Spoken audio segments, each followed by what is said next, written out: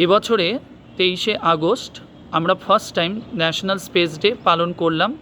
এই দিনটাকে কেন স্পেস ডে বলা হচ্ছে, কারণ 2023-এর 23শে আগস্ট চন্দ্রযান 3 চাঁদের দক্ষিণ মেরুতে নেমেছিল। এই কারণে ভারত সরকার এই দিনটাকে ঘোষণা করে ন্যাশনাল স্পেস ডে।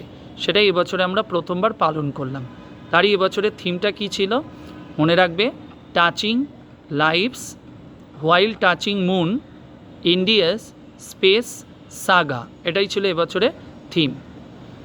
সম্প্রতি ন্যাসকম নতুন প্রেসিডেন্ট ঘোষিত হয়েছে, তার নাম ন্যাসকমে। কারণ ন্যাসকম বলতে কি একটা software company, national association of software and services company, যারই প্রেসিডেন্ট ছিল দেবযানী ঘোষ, যিনি এবছরের নভেম্বরে তার কার্যকাল শেষ হবে। তার জায়গায় নতুন যিনি আসছেন তার নাম কি রাজেশ নাম্বিয়ার, ইনি কে কগনিজেন্ট ইন্ডিয়ার বর্তমান সিএমডি পদে রয়েছেন।